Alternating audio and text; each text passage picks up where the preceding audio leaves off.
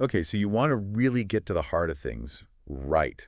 You want the real deal without wading through all the fluff. Exactly. Well, that's exactly what we're all about here, Yeah, right? Cutting through the noise and getting straight to the insights you can actually use. I like it. So today, we're going to do a deep dive into a concept called scaling smart. Mm-hmm.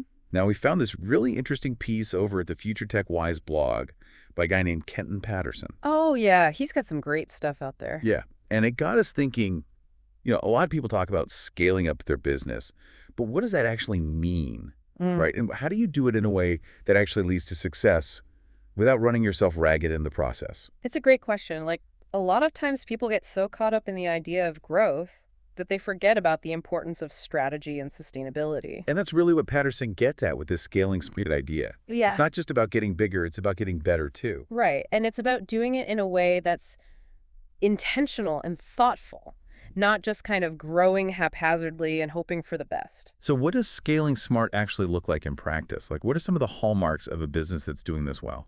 Well, Patterson actually defines scaling smart as growth that is both strategic and efficient. I like that combination. Yeah, it's not one or the other, it's both. And the key takeaway here is that everything is driven by calculated decisions. So you're not just shooting from the hip. No, you're really thinking things through. You're analyzing the potential risks and rewards, and you're making sure that every step you take is in line with your overall business goals. So it's really the opposite of that move fast and break things mentality you see in some startups. Exactly. Patterson is much more about building a solid foundation for long-term success. It's about creating something that's sustainable and that can weather the inevitable storms that come with running a business. Right, so it's not just about explosive growth. It's about controlled growth, Right. It's about finding that sweet spot where you're expanding at a pace that allows you to maintain quality and stay true to your core values. which is sometimes harder than it sounds right.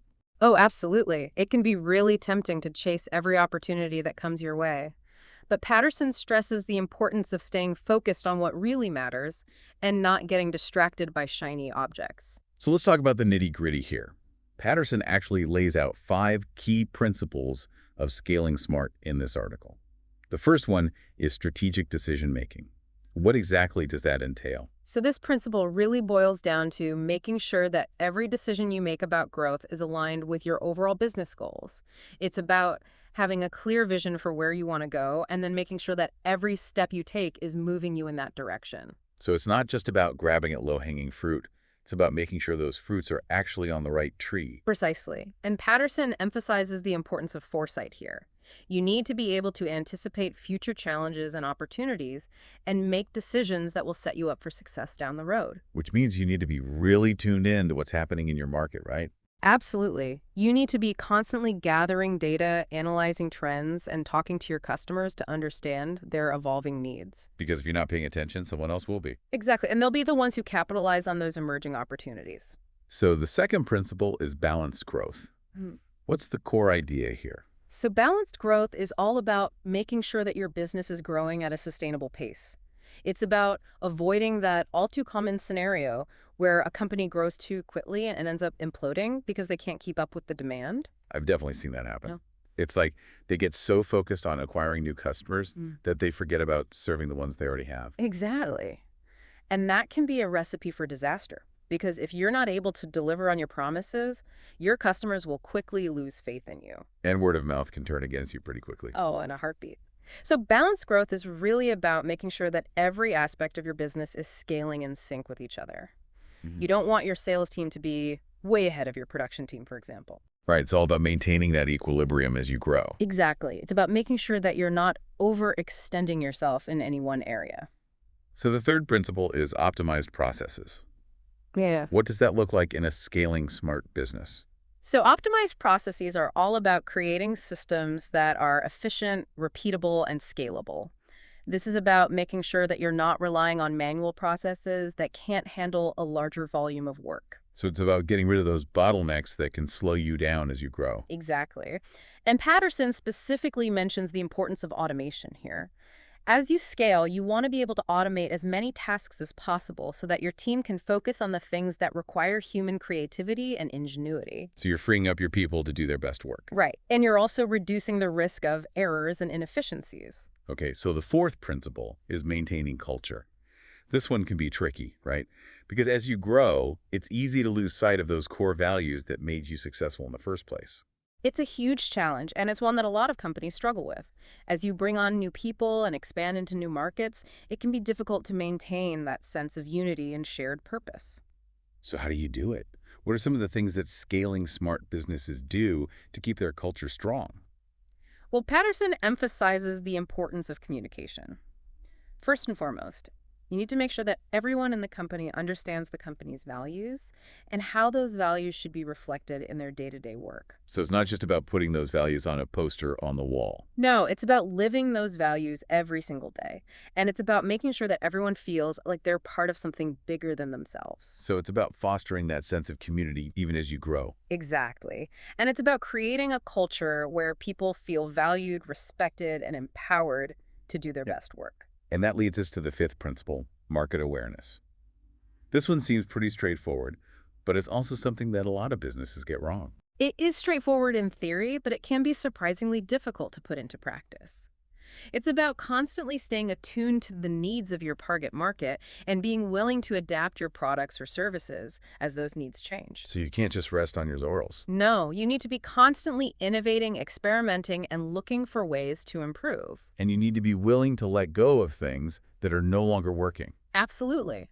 Even Yeah. if those things were once core to your success. It's about being agile and responsive to the ever-changing demands of the market. Precisely. And Patterson points out that the businesses that are most successful at scaling smart are the ones that are constantly gathering feedback from their customers and using that feedback to inform their decisions. Because your customers are ultimately the ones who will determine your success or failure. Absolutely. They're the ones who are voting with their wallets. So Patterson doesn't just talk about the principles of scaling smart.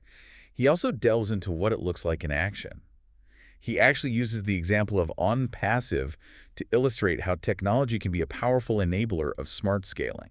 Yes, and this is a really fascinating example because on-passive is all about using AI and automation to help businesses grow in a sustainable and efficient way.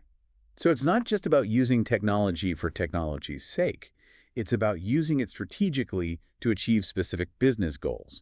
Right, and on-passive provides a whole suite of tools and services that can help businesses automate their marketing, their sales, their customer service, and even their product development. So it's really about leveraging technology to free up your team to focus on the things that humans do best. Exactly. And it's about creating a more streamlined and efficient operation that can handle a larger volume of work without sacrificing quality.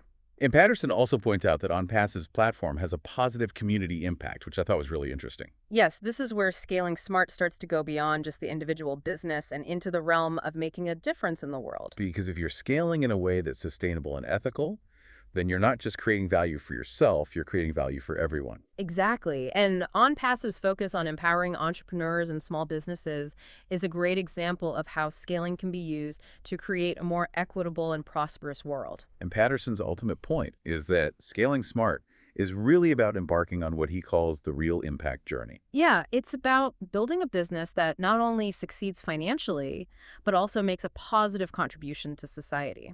So it's about more than just profits, it's about purpose. Exactly. And it's about creating something that you can be proud of, something that will leave a lasting legacy. So to recap, the 5 key principles of scaling smart are strategic decision-making, balanced growth-optimized processes, maintaining culture, and market awareness. And if you can master those 5 principles, you'll be well on your way to building a business that's both successful and sustainable. And that can make a real difference in the world. Absolutely. And we hope this deep dive has given you the insights and inspiration you need to start scaling smart in your own business. Absolutely. And it really makes you think, how could you apply these principles to not only grow your business, but also amplify its positive impact on the world around you? That's something worth pondering, isn't it? It really is. It's a challenge, but it's also an incredible opportunity. Thanks for listening, everybody, and we'll see you on the next deep dive. Take care.